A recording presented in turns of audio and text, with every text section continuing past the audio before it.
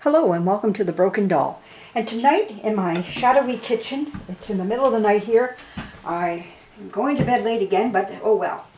I want to address something here when it comes to this doll.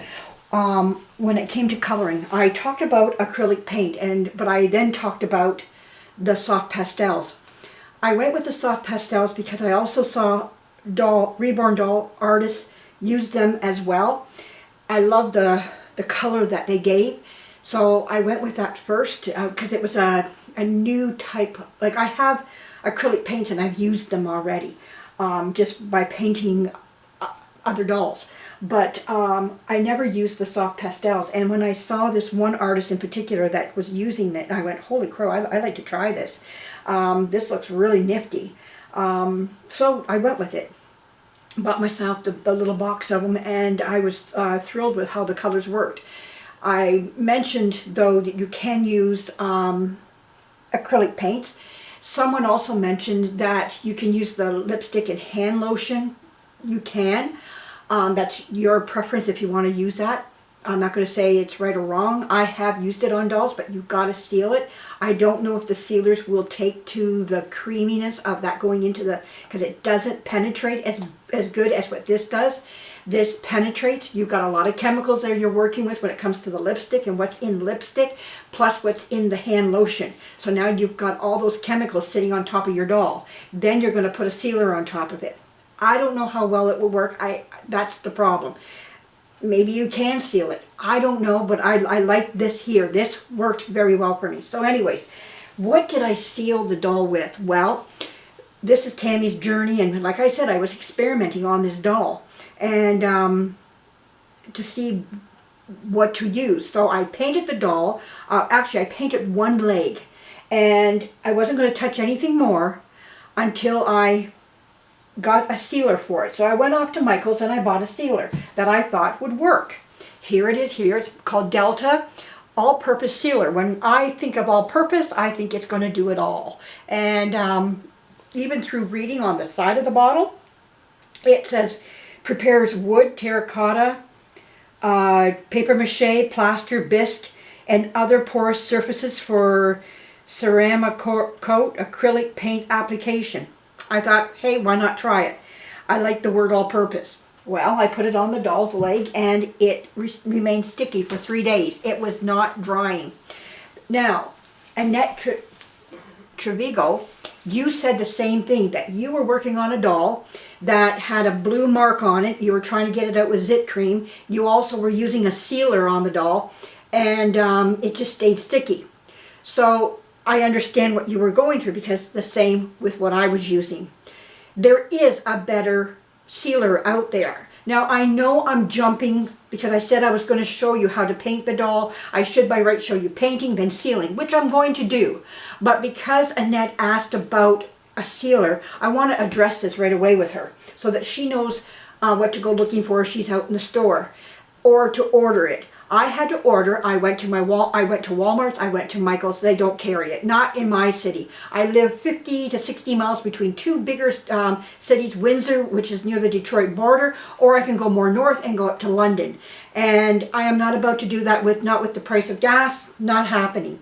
So the best thing for me to do was to order it from Amazon, which I did. And they said it would be here by Friday, but I ordered it yesterday, 2 days ago, and it came the next day, the following day, which was fantastic. So anyways, this is the sealer I bought. It's called Folks Art Outdoor Matte Sealer. You're going to want to get this. It dries quick and it is not sticky. Hope you got to see that. I left it there long enough that you can see it. Okay.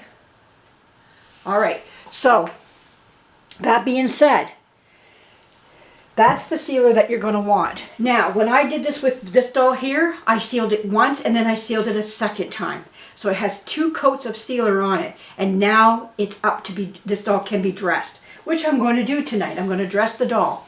This is a 24-inch kitten doll by Madame Alexander, made in the 1960s, or actually made in 1960-61.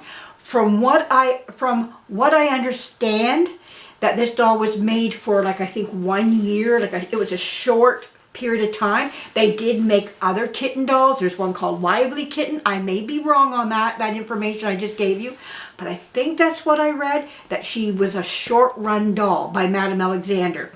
There was Lively Kitten. I know there's different sizes to kittens. This is one of the bigger sizes. She does come down, she does go all the way down, I think, to 12 inches, maybe 15 inches, something like that, in a smaller version of her. So you don't have to get the big one. I love my big dolls. I also got her cheap. She can run it very expensive, but then you're getting a very high quality. Mine has issues. Her hair has been cut. Like I said, she lost a lot of her coloring. So 2 of them were sold to me for $50, not each, for both of them. So that was a great find. But again, like I say, you are going to have to fix these dolls up when you get them that cheap. There are going to be problems with them. So that being said, I just want you to understand that, though, all that in there. I'm not into giving you the prices of all the dolls that I pay for, but I think this is one that I didn't mind sharing because I'm trying to encourage people to look for those deals, and that I can prove to you that I did get them. I did get these for $50 off of eBay.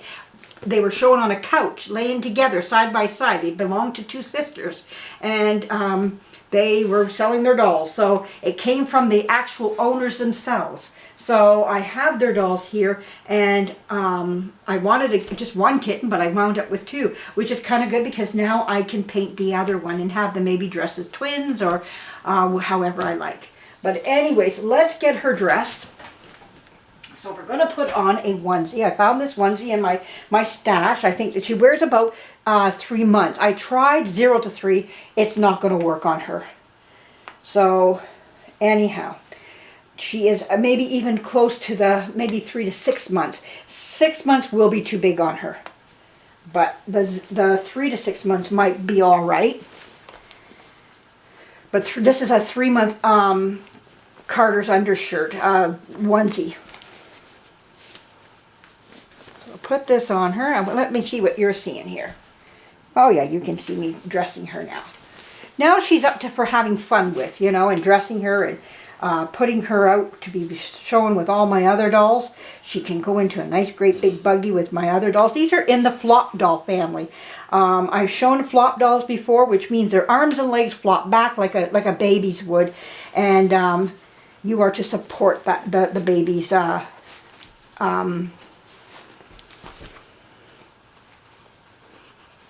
neck and everything. But I put in an armature into her, so that makes her a little stiffer and her arms don't flop.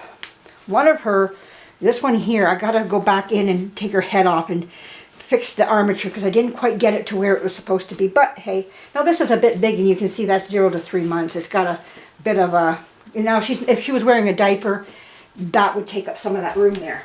Now I found an outfit that my daughter wore when she was a baby. My daughter was born in 1990, so she's my daughter was my last one I had. And this was hers when she was a baby. I've got a bunch of my kids, their baby clothes. I kept a whole strew of them. I got tons of them that I just kept. And anyhow, let's put this on.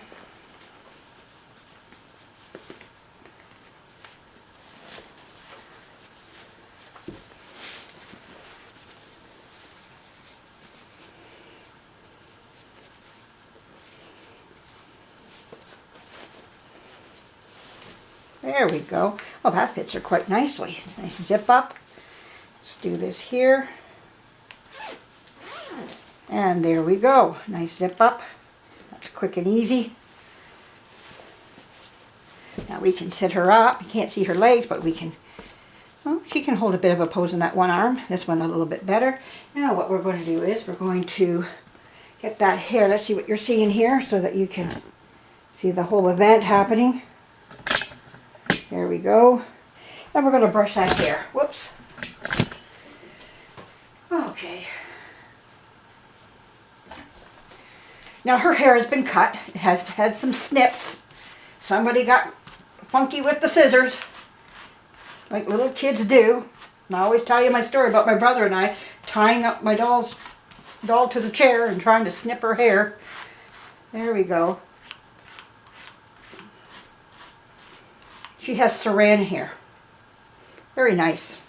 And we're going to put a nice little bow right at the front of her hair. Put it right smack in the front.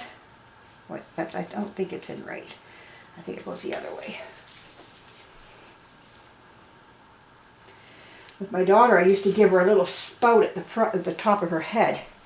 And because she can pose so nicely with her teddy bear, we give her a nice little huggy, slant her to the side so that she's cuddling it. And there we go. And there's my first kitten, all dressed up and looking pretty. There we go. Pretty in pink on a Halloween blanket. There we go. Doesn't go together, but hey. Now, this is what you can do with your dolls when you have dolls that are damaged like this, or the paint, I don't know if you want to call it leak out, dissipate, whatever. It disappeared. And this is what you can do and bring them back to life and make them look beautiful again. So anyways, I hope you enjoyed this video. More to come on the next one will be about painting the doll, the other doll, and getting her looking pretty again. So stay tuned, more to come on this. This was just a little like a showing of for Annette Trevico and everybody else too about the sealer. I wanted to get that information out to her and talk to her about it. Now, it's very fast drying, the sealer is. It doesn't take long, and it as I was painting her legs, by the time I got to her head, the rest of her body was dry already. It was nice and dry. That's how fast it seals. I'll be talking more about the sealer as I seal the last this other doll here, and I'll talk to you more about it and what I learned about it from a reborn artist and what she said about it as she was sealing her doll. So anyways, there you go, everybody. Have a great night. I'm going to get to bed, put this on YouTube and get to bed. Okay, have a great night, everybody, and a good morning. Bye-bye.